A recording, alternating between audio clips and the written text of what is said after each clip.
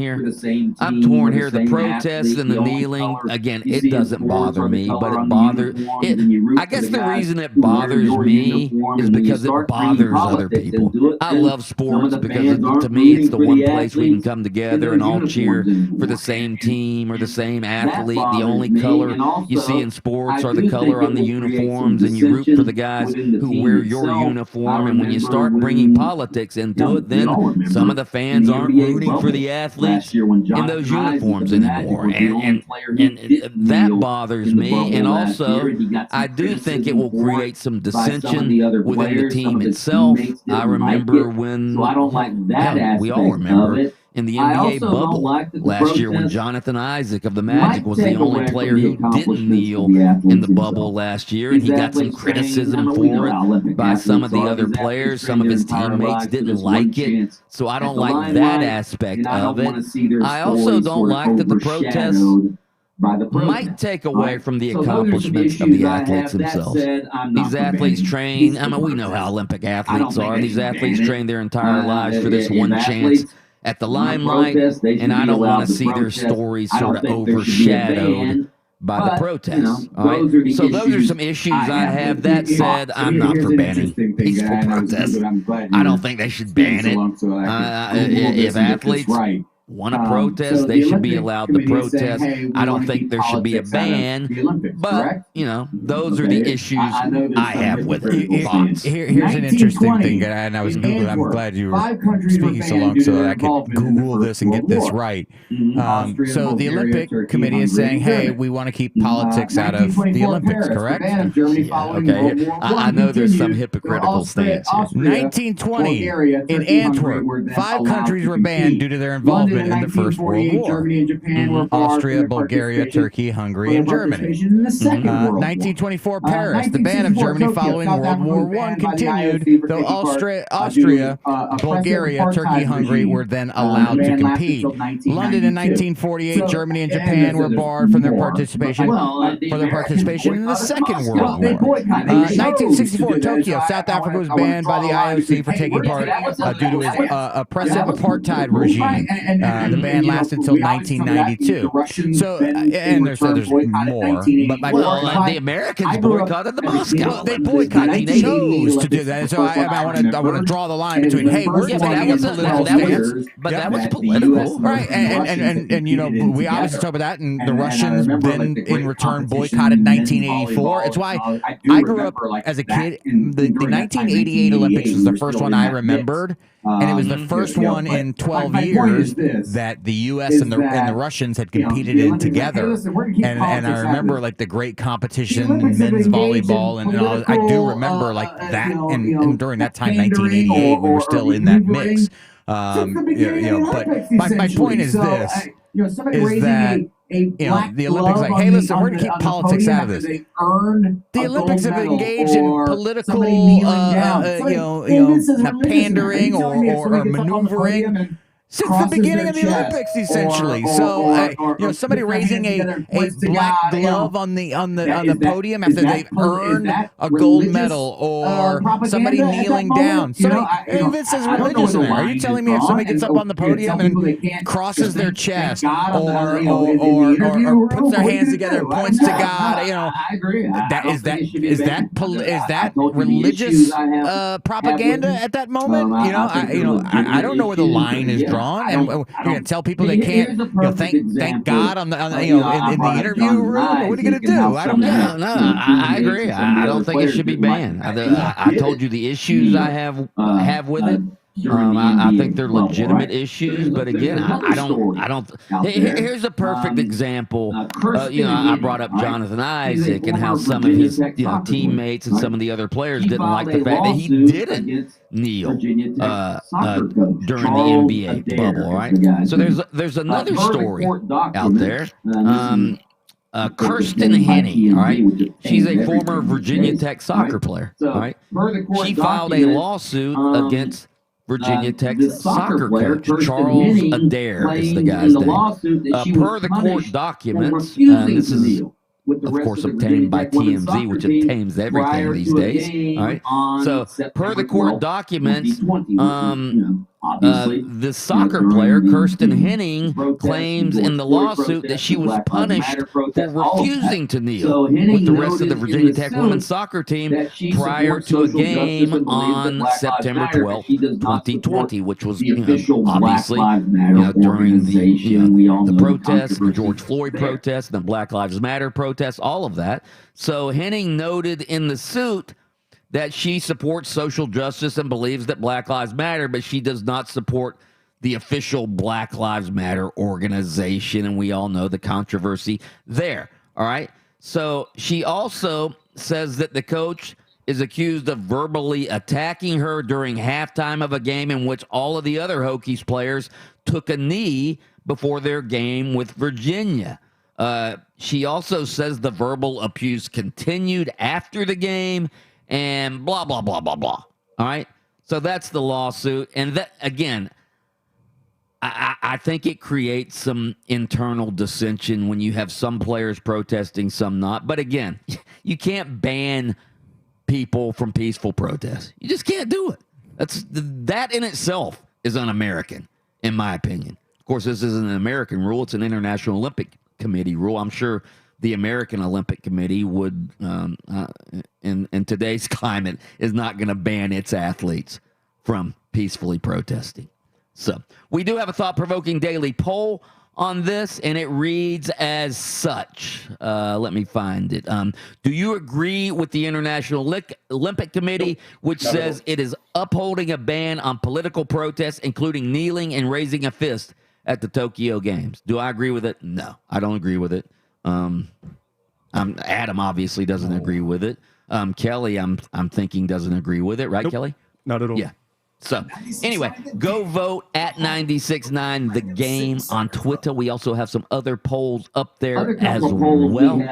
So go vote on that. Let's pause for station identification. WYGM Orlando, WJRR HD2 Cocoa Beach, They changed FM the 96.9 The overtime rule Game, because of the home of Orlando City Soccer go on Club. forever, 5, 6, 7. Other couple of polls we have up as well about some new rules teams in will be football. forced to College go football for has a a new two-point overtime rule. conversion starting in the second They changed the overtime. overtime I rule think because of it these. was in the Sometimes these third overtime games that they go had to on start forever, going 5, for 6, two-point 7 conversion. overtimes. Also, Now after the teams will be second forced to overtime, go they're for a just gonna go two-point straight to a conversion two-point starting in the conversion second shootout. overtime. So you I wanna try to think score a it touchdown, was in the put third your- overtime put your- that you know, they had put to the start ball going for two-point conversions.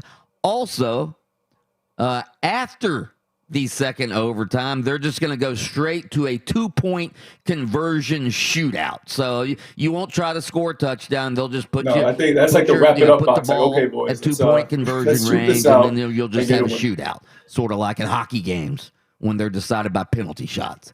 Sure. So I like the rule. I think these overtimes went on far too long. Anybody have a problem with this rule? No, I think that's like the wrap it up box. Like, okay, boys, let's shoot this out and get a winner. Yeah, and plus in a time when safety has become an issue in football, obviously the concussion issues, all of that, you don't want these college players out there, playing all these overtime periods. I mean, that's more chances for them to get hurt. So, anyway, Adam, you don't have a problem with it? I don't have a problem with it. If you really wanted to make it real quick, though, at the end of a regulation, you just have the two kickers bid on who they think could kick the furthest field goal, and then whoever bid the furthest gets to try it. If they make it, congratulations, you win. If you miss it, you lose.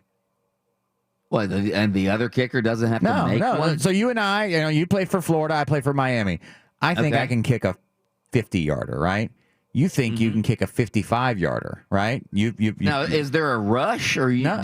Yes. You get to rush. You get to rush. Okay, you get to rush. And so, but you bid the furthest, so you get the chance to win the game with your kick because you bid the furthest. So there'd be strategy involved. Yeah, like your bidding process. It'd be a blind bid. You could go like, I'm going to bid, 50. And you may. I would go low. I'd go. How low would you go? I would go like 40. 42 I can make a yards. 10-yarder, I'd go 42 yards, and then because all the pressure. You know what that would do with the gambling scene? If you actually win the bid, you're going to have loads of pressure on you. Yeah, so basically the game's over, and then you got one field goal. What's more exciting than a last-second chance to win the game field goal from 52 yards out? You know what that would do with the gambling scene out here? Who would do the bidding? The kickers themselves or the coaches? The kickers would probably have a predetermined after warm-ups. These kind of know the wind conditions and whatnot, and they'd go to the coach and go, "I think I got 52 yards in me."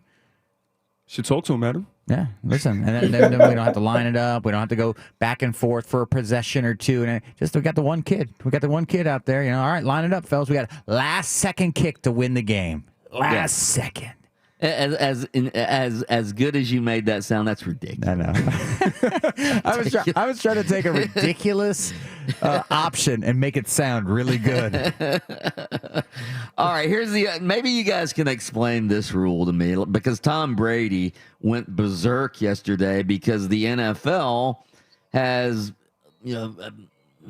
changed the number. They've adopted a rule that allows more flexibility when it comes to the numbers that certain position players wear on their jerseys. All right, so Brady went on Instagram yesterday, and I'm looking for his Instagram story here. He says that he believes it will cause safety issues for the offense, such as identifying blitzers or who's the middle linebacker of the defense. Quote from Brady, good luck trying to block the right people now. Going to make for a lot of bad football. Then he posted a screen caption of a story about the rule and directed it to the NFL and the NFL Players Association with the words dumb in all caps. And why not let the linemen wear whatever number they want to? Why have numbers? Just have colored jerseys. Why not wear the same number? ? And then again, dumb in all capitals. All right. So the new rule says, all right, quarterbacks, punters, and place kickers can wear numbers 1 to 19. DBs can wear 1 to 49. And then running backs, tight ends, and wide receivers 1 to 49 and 80 to 89. Offensive linemen are still at 50 to 79. And defensive linemen 50 to 79, 90 to 99. Linebackers 1 to 59 and 90 to 99. Why is Brady upset? Explain this to me. I don't get it. Why is he? I really have no idea. For a guy who's been in the NFL as long as he has, that I'm assuming has studied enough tape to, if let's say they're playing against, the old Baltimore Ravens, right? Ray Lewis is 52 at middle linebacker. Mm-hmm. Are you telling me if Ray Lewis changed his number to 22 and that's Ray Lewis out there, he's going to forget all of a sudden that that's the middle linebacker? That's the guy that we need to key on every single play defensively?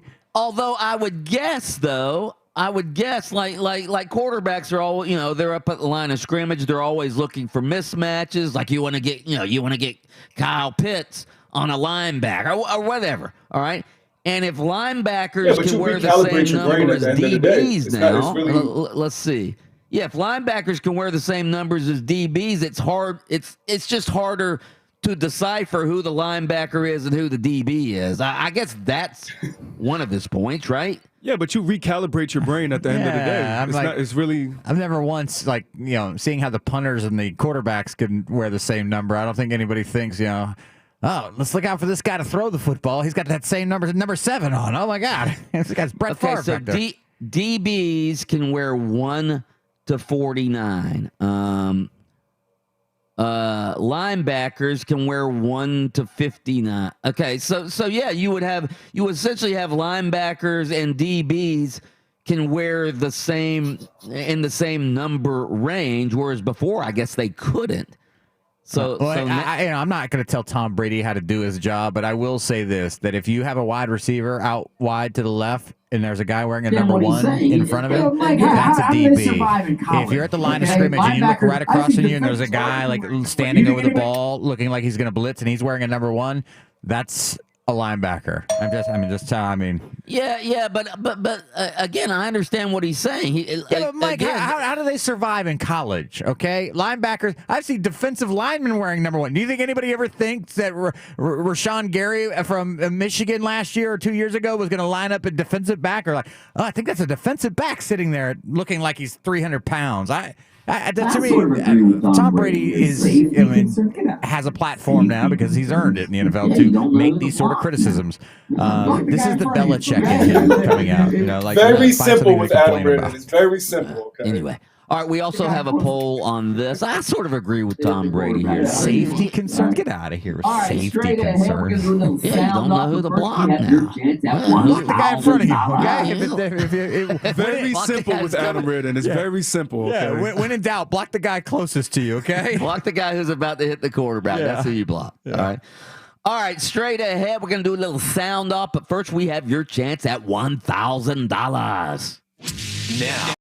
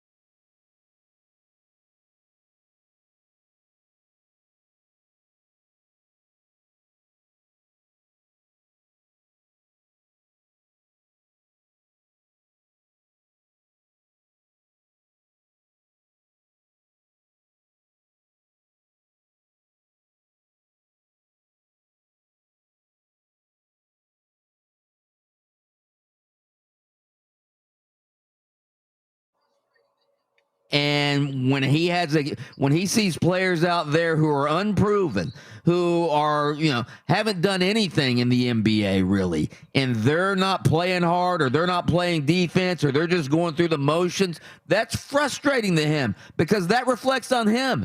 His job is to, again, usually a coach's job is to win games and try to make the playoffs. And that was Steve Clifford's job for the first 2 years with the Magic.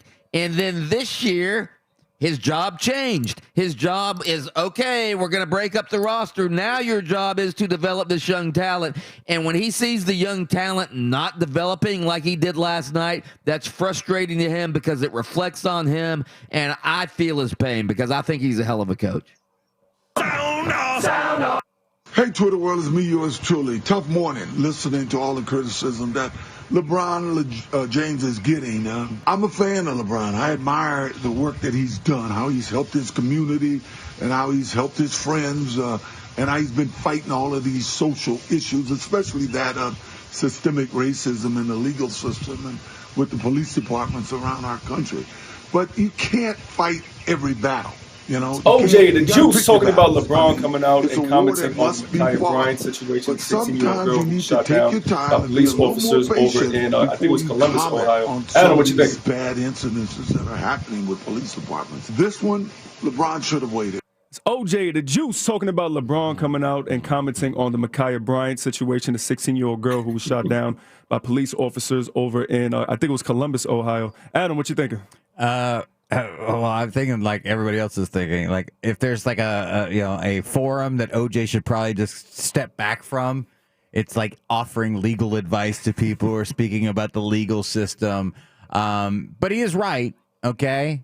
That I think that what I said yesterday is still true. I believe. I think LeBron read a headline, tweeted out, and then found out later that there was a knife being wielded and it was a violent and chaotic scene and there were people being kicked in the head and all kinds of stuff. Lives were in danger at that moment and police are there to serve and protect. And in that moment, you could certainly make the argument he was protecting the life of another human being, which was in jeopardy at that moment, because this young woman, right? We don't know why, but was about to attack with a knife, and that I think LeBron found that out, deleted the tweet, didn't want to say, hey, oh, by the way, I'm sorry, my bad, I tweeted without actually even seeing the video first. Right, absolutely. So that's why he came out with the you got to get educated and all this other stuff. I agree that learn before as much as you can before you sort of put your opinion out there. It'll save you from having to change your opinion. Absolutely. If you're one of those people that don't like to change your opinion. I don't mind changing my opinion because the more I learn, that's a detriment of this society. Everybody wants to be first, so they react off of emotion first before they get all full just understanding of the situation that are going on, and then you have stuff like this that happens. And for a split second, just for a split second. Wow. That's a detriment of this society. Everybody wants to be first, so they, react off of emotion first before they get all full just understanding of the situations that are going on, and then you have stuff like this. That's our climate for everything. I looked at these news networks. It's about emotion, not education. There used to be a time where the guy would come on at 6, and then they'd have the national news at 6:30, and they would just tell you the news.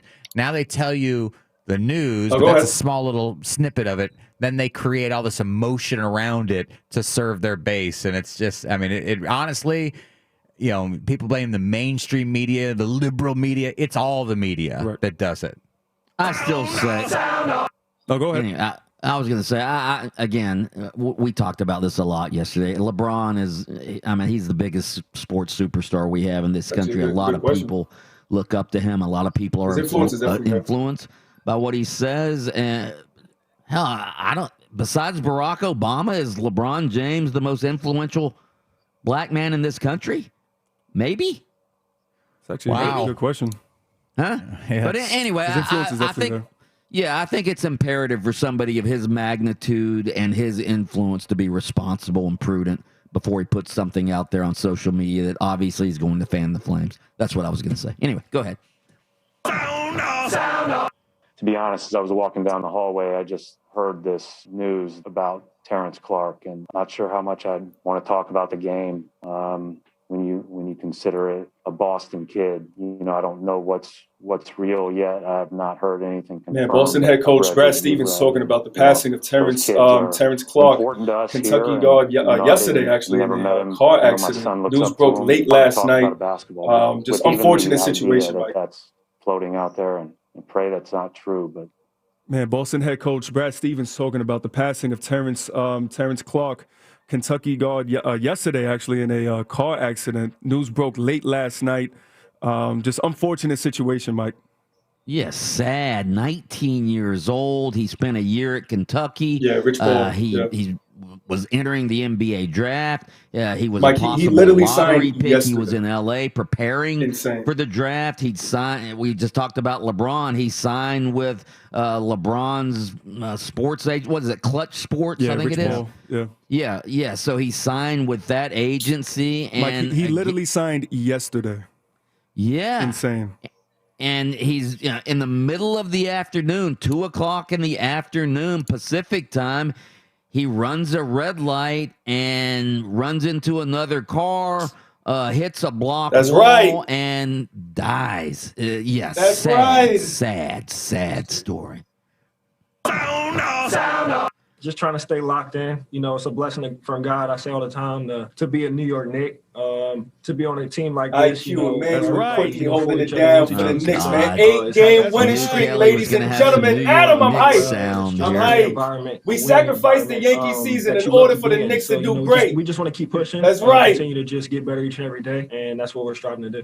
IQ, Emmanuel quickly holding it down for the Knicks, man. 8-game winning streak, ladies and gentlemen. Adam, I'm hyped. We sacrificed the Yankee season in order for the Knicks to do great. That's right. Listen, hey, somebody said that, I think we could be in line for a 4 or 5 Eastern Conference playoff series between the Knicks and the Heat. And you know what that says to me? It goes, oh my God, I'm like 20 years old again. I remember when it was like Pat Riley and who was it was Jeff Van Gundy who was hanging off of like Alonzo Mourning's shoe. Yeah. Yes. No, listen. Things are good when New York sports are good. I mean, because you either love them, like some people in here, or you love to hate them, like most other people around the globe. I still think that the NBA would have been smart to do what they did back in, like, what was that, 1986, when they froze the card, or they froze the card for the Knicks so they get Patrick Ewing. They should have done that so that the Knicks could have gotten Zion, because that would have just been perfect. Zion in New York City, but look, New York's gotten it done even without him, and they may end up with him in a couple of years. And then the Knicks, for the first time in my children's lifetime, can be a relevant basketball team. They tried in 2012. They were getting there, but they didn't cross that. Who was the best line. player in 2012? Melo. That's when Melo and Amari were. How about I actually heard this one then before we get out of here. We're talking way too much about an irrelevant NBA. Back when D'Antoni was the coach there. Correct. They had like the 8th pick in the draft, and Steph Curry went 7th. Correct. And they were going to take Steph Curry. Imagine that. Curry in that offense. Not that he struggled in this offense. If he'd have gone to the Knicks, he would have flopped. Frittered away. Yeah. He would have been frittered away. That's the sound off for today. Been like the Jaguars drafting a quarterback. Poor Trevor Lawrence. All right, straight ahead, I got a betting story for you. Every gambler's wildest dream comes true. That's next on Open Mic.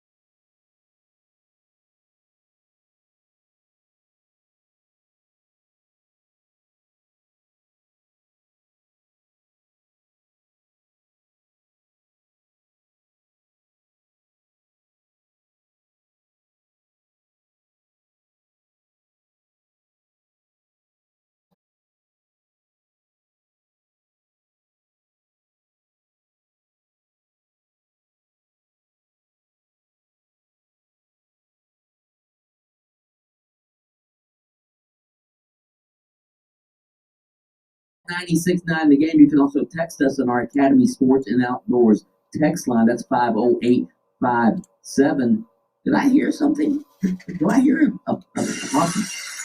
That's right. It is time, folks. Listen, if you're trying to go to the Rays game, it is going down this Sunday, okay? You already know they're going against the Blue Jays this Sunday. What you got to do, give us a call right now, man. We have a whole 4-pack waiting for you guys right now. 407-916-8255 if you want these Rays Blue Jays tickets going down once again on Sunday, folks.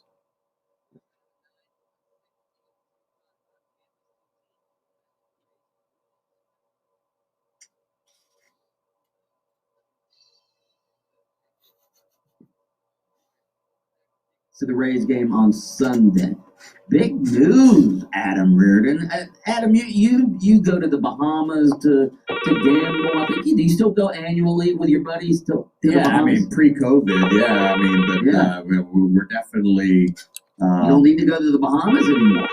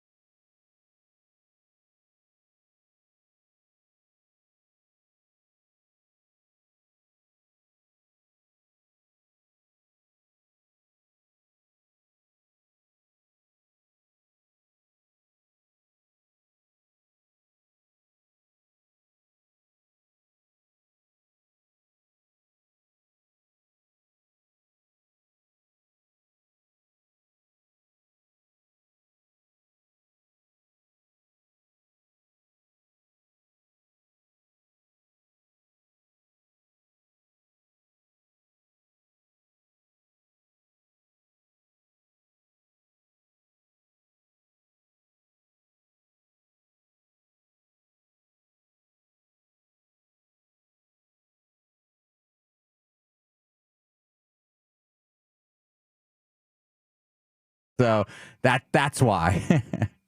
As Bob Dylan once said, steal a lot or steal a little and they put you in jail. Steal a lot and they make you king. All right. So sports gambling coming to the state of Florida, it appears. I cannot wait to talk to Mark Daniels about this story. It's very, very interesting. I wonder if there's going to be like will the Seminole tribe now start building casinos all over the state? Will we have one in Orlando now? Yeah, I mean, you would think. What? In Orlando? What? Why not? I don't see why not. Well, because I think like Disney has a pretty large or pretty good grip on. You think Disney would fight that? Then? No, Disney would try to be a part of it. No, Disney's been trying to block gambling forever. Now, maybe post that's why they have all. Yeah, that's why Disney has all of these gambling apps now with ESPN, which has DraftKings as a sponsor. They have their hand in all of it. Maybe they build something, the Seminole ESPN casino. So like it doesn't have Disney's name on it, but the old ESPN money laundering. All right, straight ahead, we're going to get back into the debate. Should the IOC, the International Olympic Committee, be banning athletes from peaceful protests at the Olympics in Tokyo? I'm split on this. We'll talk about it next on Open Mic.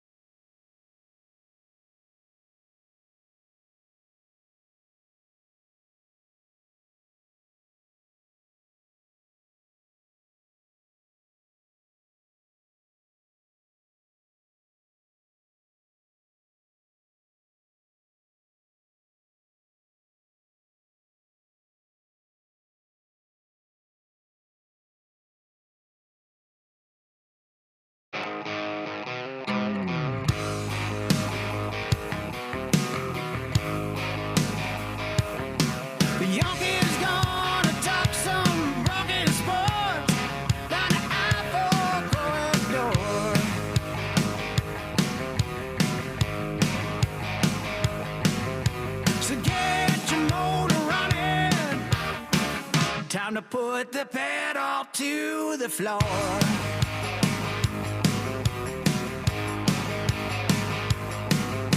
It's loud and live and local. Oh, time for open mic.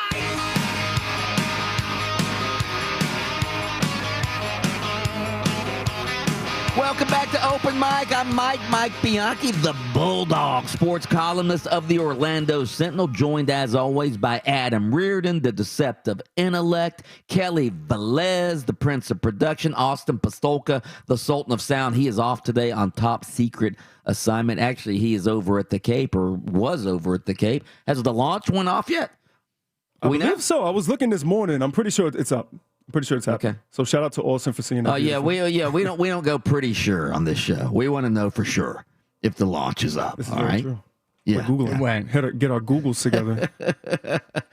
So yeah, Austin Pastolka, one of his bucket list items, state of Florida bucket list, he wants to see a launch, and so he and his lovely bride went over to the Cape to watch the launch this morning, the SpaceX launch.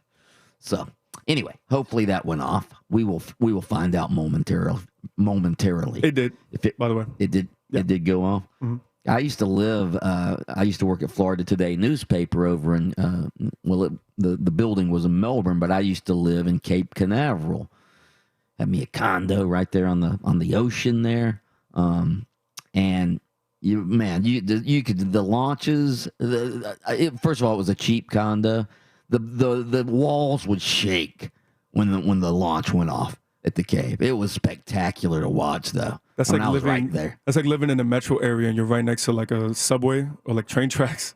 Yeah. As soon as that train comes, the whole house is going crazy. Listen to this, Mike. It says 4 astronauts earlier today, before it launched, of course, 4 astronauts have arrived at the Florida launch pad for an early morning SpaceX flight. The 2 Americans, 1 French, and 1 Japanese astronaut climbed into Teslas for the ride to their rocket, all courtesy of Elon Musk's companies, of course. That's riding in style. Right? Yeah. It would be kind of embarrassing if like they pulled up in like Toyotas or something like that. Yeah, that's a cheap plug. But I'm gonna give them that. I'm gonna give them a cheap plug for having Teslas drive them to the SpaceX launch. That's a front. That's an expensive plug, the Tesla. Okay? That'd be like in a golf tournament. The Buick Memorial, if like the courtesy cars were like Mercedes Benz, like this is a Buick. Of course you're riding up in a Buick. Get that rendezvous over here. Remember when Tiger used to endorse the Buick? It was like a little Buick SUV, I think. Rendezvous, yeah, I think. The Rendezvous? Yeah, it might have been the Rendezvous. You know Tiger wasn't driving a Buick Rendezvous. No, the best one is LeBron, sponsored by Kia. And like now Kia does have what? They have the Genesis, right? No, that's Hyundai. Oh, that's Hyundai. Okay. Yeah. But Kias are actually, they've got some neat, decent. But in my mind, I'm like, this guy's not right. They were in the NBA for quite some time. Didn't Blake Griffin jump over a Kia in the dunk contest? Yeah. Mm-hmm. So they've had it for quite some time. Now he gets paid in Kias. That's it. Imagine. All right, so controversy with the Olympics in Tokyo. All right, we talked a little bit about it earlier. We will delve into it a little bit deeper right here, at least momentarily. All right, so the IOC, the International Olympic Committee, says they did a survey of 3,500 Olympic athletes over the past year. And in this survey, 70% of the athletes said that they thought it was not appropriate to demonstrate or express their views politically during the Olympic ceremonies, on the medal stand, during the national anthem, whatever. Due to these survey results, the IOC has opted to keep the rule in place, rule number 50 of the Olympic Charter, which states, and I quote, "No kind of demonstration or political, religious, or racial propaganda is permitted in any Olympic sites, venues, or other areas," end quote. Athletes who engage in political demonstrations, like, for instance, in 1968, when John Carlos and Tommy Smith were at the medal stand and they raised a black gloved fist up in the air during the national anthem, they were suspended from the Olympic Village after that. Now, the IOC doesn't say what exactly the penalty will be. if athletes defy this ban, but they say that any sort of political demonstrations are going to be banned from the Olympics. And I told you guys earlier, and I understand that this is, I'm not in any way for banning peaceful protests. I do not agree with this ban. All right. Again, peaceful protests are, again, this country started with a peaceful, not peaceful protests. I don't think the Boston Tea Party was peaceful. Didn't they jump onto the ship and throw the tea overboard? That's right. Yeah. That wasn't very peaceful. That this country was started by protests. All right. So I am all for banning. I am all for peaceful protests, not banning peaceful protests. But there are some issues here, and you guys, and I know you guys are more vehemently opposed to this than I am, but you have to admit that it is a divisive issue in this country when the national anthem is being played and people kneel for the national anthem, and especially during the Olympics where, again, you're representing your country in the Olympics. So when, national team members kneel for the national anthem, people take umbrage with that. And I said this earlier, it doesn't bother me. It only bothers me because it bothers so many other people. And again, sports is supposed to be a unifying force, and this sort of goes against the unifying force of sports, which I love about sports. Again, I've been at a lot of sporting events after tragedies, the Pulse tragedy in Orlando City when everybody came together at Orlando City game, like 40,000 at the Citrus Bowl. And it was a galvanizing moment. And that's what I like sports to be. I think the Olympics should be a galvanizing moment. That's my main issue with protesting during the Olympics. Thoughts? Yeah, I mean, I guess there's probably, protests are in and of themselves made to be in a place and time that garner attention and maybe make people uncomfortable and or have to think about, well, why is this going on right now? And clearly, kneeling for the national anthem has had that effect on this country. We've discussed it almost ad nauseum. The Olympics are trying to protect their brand, which is to say, hey, this is about the spirit of competition. We're not, going to condone. We're, in fact, going to ban political propaganda and all this stuff, or political pandering and whatnot. The problem I have with it is that the Olympics themselves have banned countries for political reasons. Right. So, again, if that's different. That's different. Do as we say, not as we do. That's always my sort of struggle with it, right? Is that sort of mentality is like, hey, listen, this is the thing that we've been engaged in for a while. If we decide to choose a side in wars or with political decision making, then that's fine for us to do it, but we don't want our athletes to do it. And I get what they're doing, but I'm against it. And we'll see if athletes are willing to take whatever punishment. I'd be interested to know the punishment, because it's probably easy for the IOC to say, we're going to ban this, and then say that the penalty is going to be okay, put your hand down. I'm going to slap your hand with a ruler. Right. Yeah, if it's going to cost every athlete $1,000 to make a political gesture or religious gesture, remember, because if you're in the archery competition, okay, that $1,000 means a lot. All right. That's true. And also, Mike, you had a great debate with Mark Daniels just about how this whole George Floyd situation in the past year has changed sports, and it was a great debate. But it's true, and we've been talking about it for the past 2 weeks plus, that everybody has a platform now. It's a different environment when it comes to sports. So, for the Olympics to try, I understand them trying to keep that away, but at the end of the day, being realistic, and, people feel a certain way about these, situations, that they have to be able to speak about it on their platforms. All right, let's pause for station identification. WYGM Orlando, WJRR HD2 Cocoa Beach, FM 96.9 The Game, the home of Orlando City Soccer Club. You feel that? I can feel it. We're about to blast off. Just hook it to my veins! It's time for the blast. Right, ladies and gentlemen, it's time for the blast today. You already know it is Friday. It's, Turn Up Friday. The blast brought to you by Frank Gate Services. When you have plumbing and or electrical problems, you need help now, go to frankgateservices.com. Okay, now we have a couple incredible polls right now on Twitter that you can go vote on right now. But right now, open mic thought-provoking daily poll. Do you agree with the International Olympic Committee, which is upholding a ban on political protests, including kneeling and raising a fist at the Tokyo Games? Yes or no?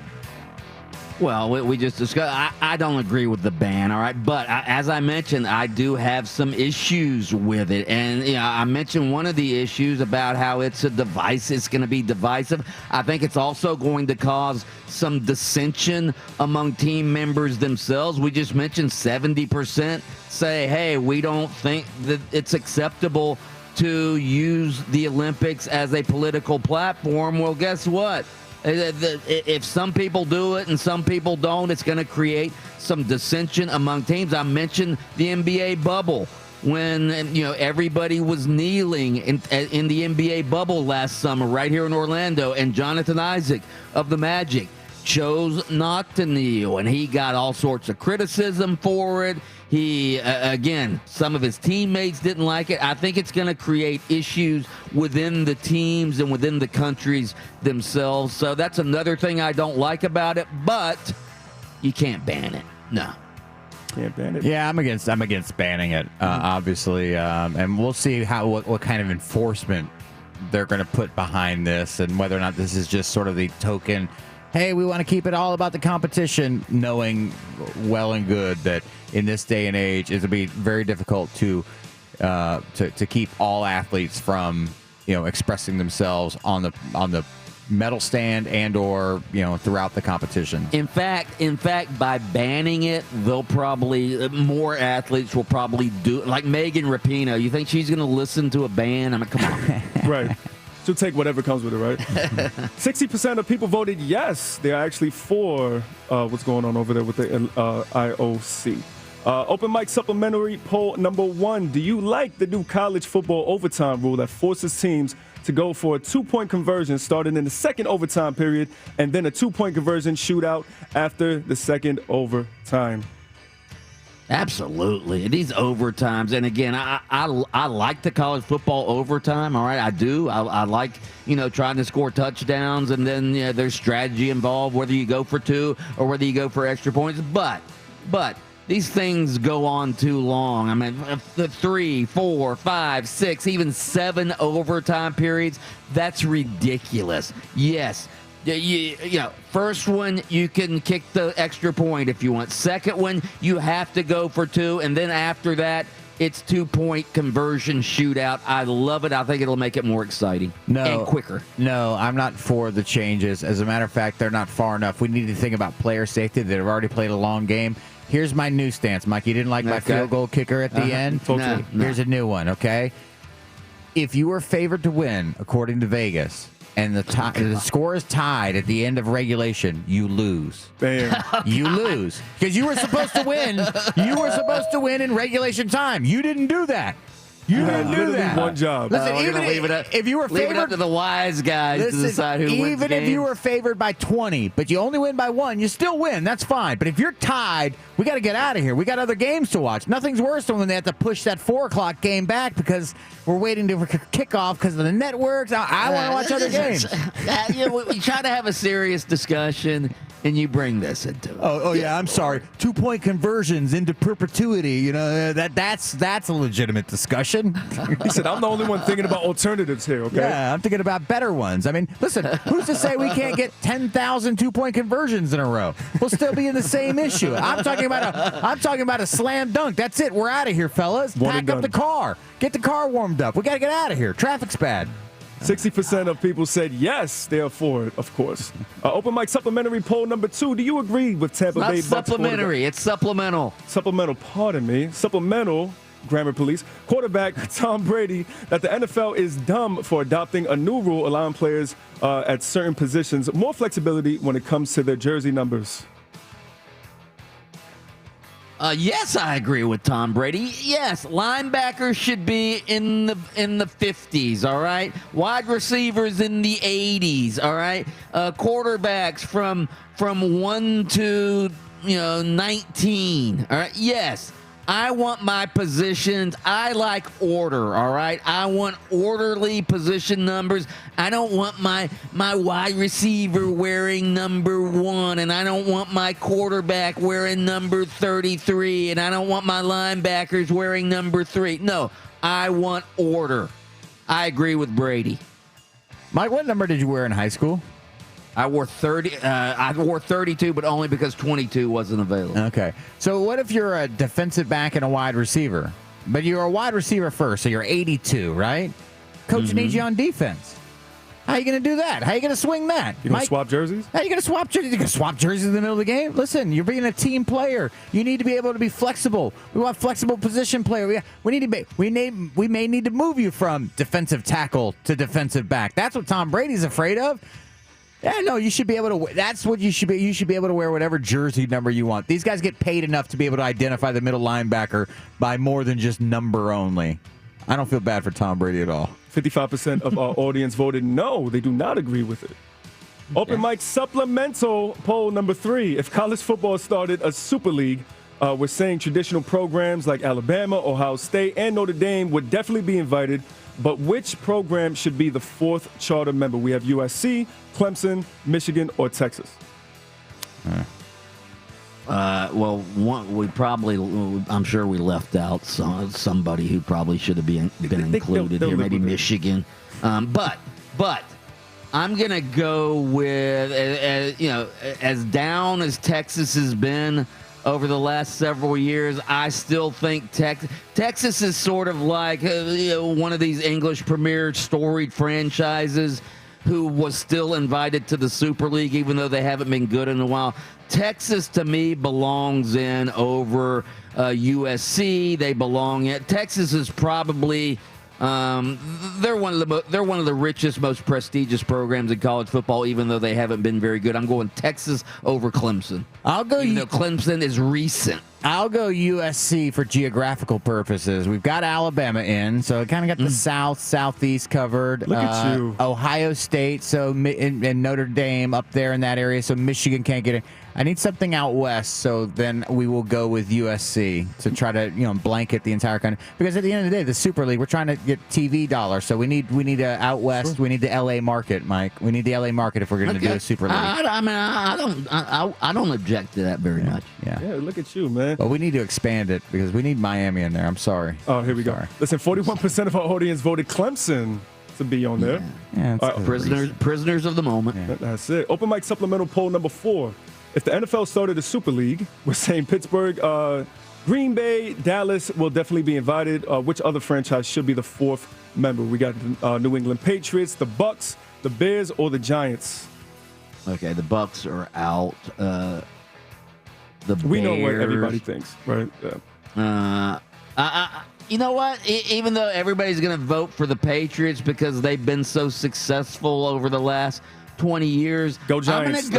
Let's go, Mike. I'm gonna go Giants. You have to have a New York team in there. As much as I hate New York, the Giants are traditional. One of the Giants, one of the original NFL franchises. I don't know, but anyway, the Giants belong in there. They're a storied traditional franchise, and they're in New York City. So yeah, you got to have the Giants in. Who are the 3 originally we have in? We have the Steelers. We have the Steelers, Green Bay, and Dallas. Okay, I don't care what city you give credit to. I want the Raiders. Give me the Raiders. L.A., Oakland, now Las Vegas. Again, Mike, we're forgetting about the West Coast here. I need West Coast viewership. West Coast viewership. I like that. Of course, 51.5% of our audience voted the Patriots, and Adam voted for the Raiders. Okay. Who was second? Second, we had the Giants, actually. Okay. The last 3 were pretty close, 15, 16, and 16%. Al Davis, are you kidding me? They had great teams way back when. It's nuts. Yeah. Open mic, would you rather, Paul? Would you rather always have, number 1, mud in your shoe, or number 2, a pebble in your shoe, pardon me? Mud on your shoe. Mud on your shoe, or a pebble in your shoe. Oh. Mud on, pebble in? Wow, always. Always. Ooh. You're always going to have that pebble in your shoe, Mike. Yeah, I'm going to have to go mud on my shoe then. It depends on how much mud, but yeah, you can't walk around with a pebble in your shoe all the time. You're going to be perpetually annoyed and perpetually uncomfortable. At least mud on your shoe may look bad, but at least it doesn't make you uncomfortable. Don't we strive every single day in our lives, this proverbially, to have the pebble in our shoe? We want our shoes to be nice and clean on the outside. Everybody looking, oh, look how great it is. And even if you got a pebble on your shoe, you're trying to walk the normal way. You don't want anybody to see you hurting. You don't want to see anybody struggling. So you're always trying to put on the air of clean shoes. And we're always trying to keep from looking messy. So I'm going to go pebble in the shoe because I think I can tough it out and just kind of grind through. Like tough guy. My reasoning is even if there's mud on it, you could just take your shoes off when you walk in anywhere. So I'm voting for mud on your shoes. They ain't mud on your feet. I definitely don't want mud on my feet. Man, the mud ain't going to be... Listen, 77% of our audience voted for mud on your shoe, man. Softies. Listen, the blast brought to you by Frank Gate Services. A live operator is waiting for you, and a licensed plumber is ready to help today with the solution to your problem fast, okay? That's Frank Gate, the Frank Gate way, frankgateservices.com. All right, straight ahead, Orlando City against Sporting KC tonight. We have an Orlando City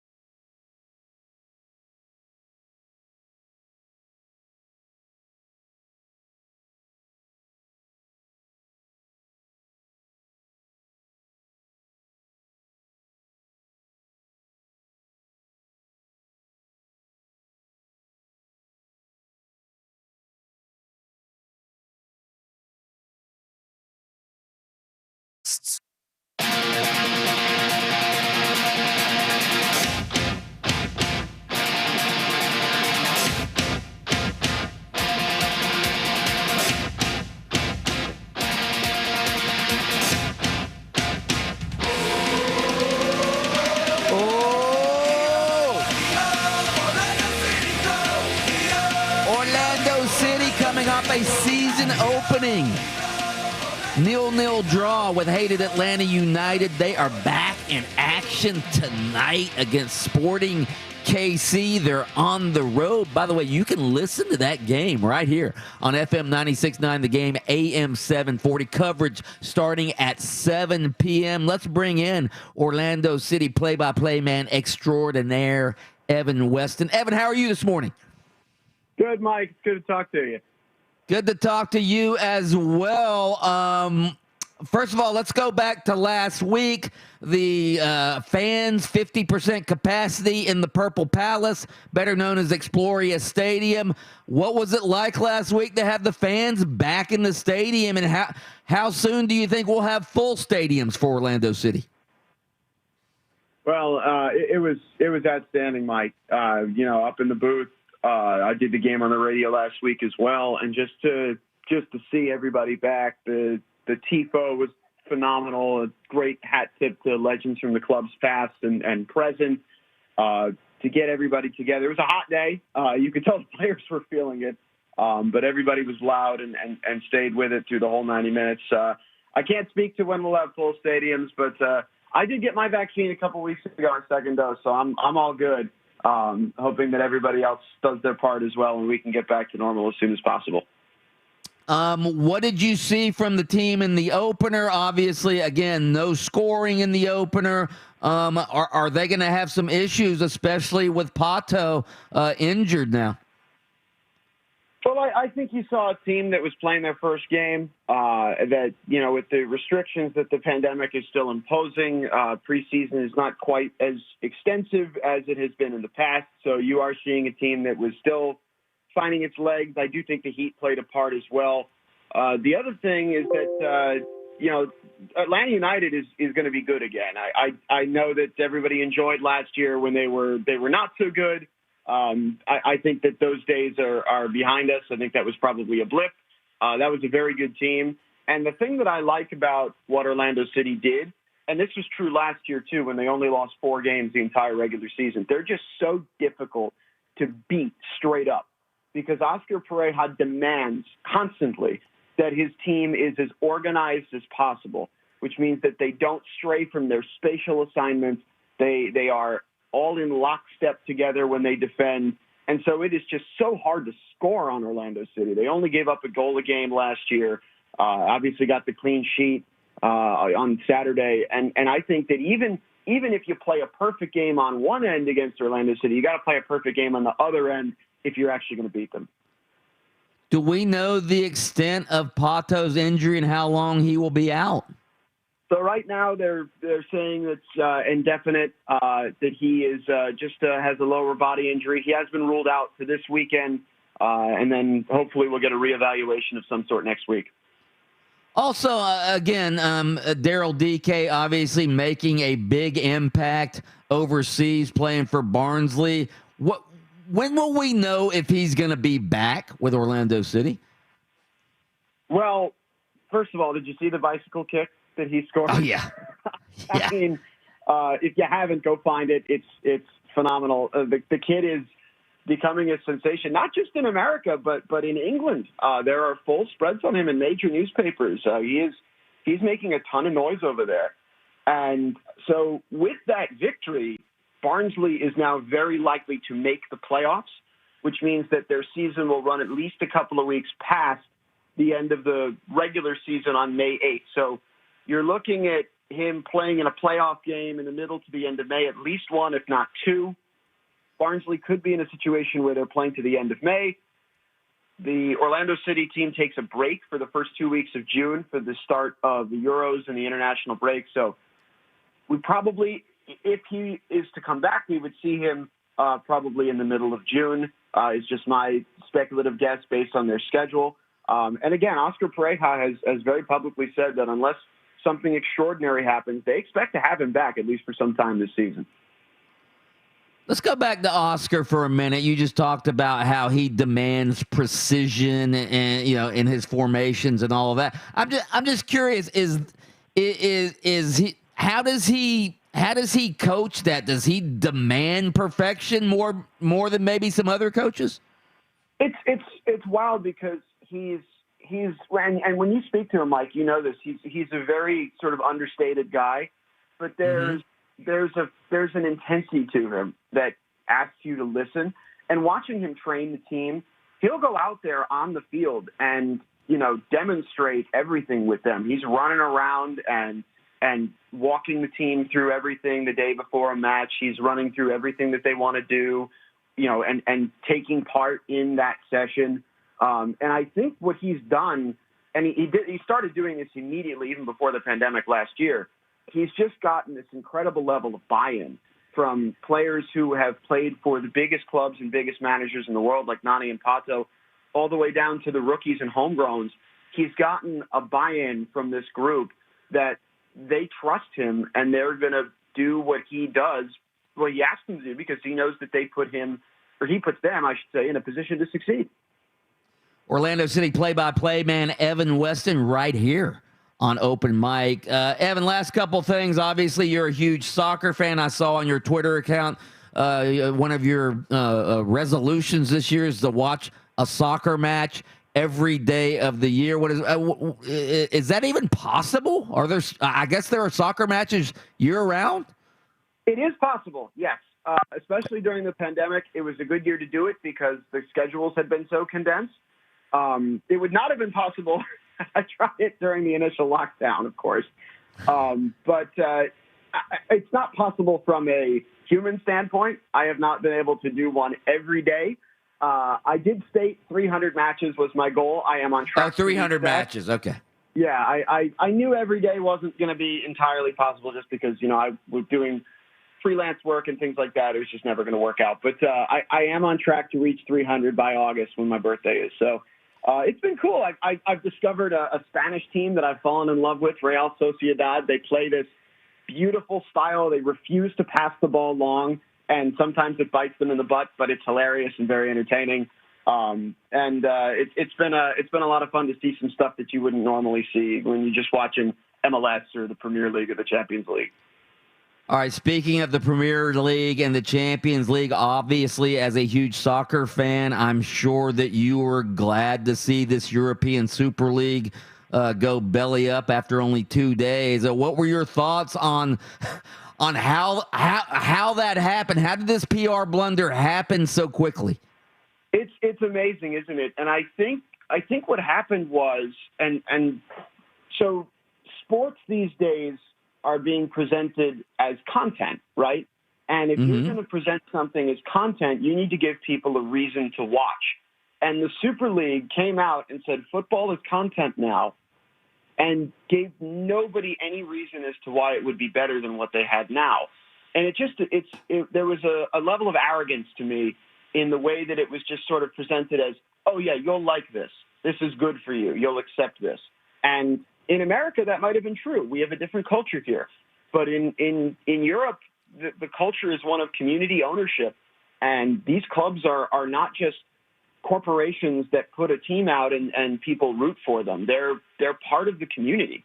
And that really struck a deep nerve. And I think in particular, and I read your piece about this, Mike, you were dead on. The American owners of some of these clubs just did not know what they were getting into. And now there's a trust issue that's probably going to take years to rebuild if it's even possible. So it was a big blunder. I'm curious to see where it goes from now, because the new Champions League format is not all that dissimilar to a Super League. So will there be protests about that? It remains to be seen. But certainly one of the biggest weeks in European soccer in years. And it was interesting to me that it kind of caught on in the States, that people who wouldn't normally follow this stuff, like friends of mine who are not soccer fans, have been asking me, oh, what's the deal with this Super League? What happened? So anything to get people to pay attention to soccer in the U.S., I'm all for. So thank you, John Henry and Joel Glazer and all the refs. Well, we will certainly be paying attention tonight. Evan Weston will be on the call. Orlando City taking on Sporting KC. You can listen to that game right here on FM 96.9, The Game, AM 740. Coverage starting at 7 p.m. Evan, we appreciate your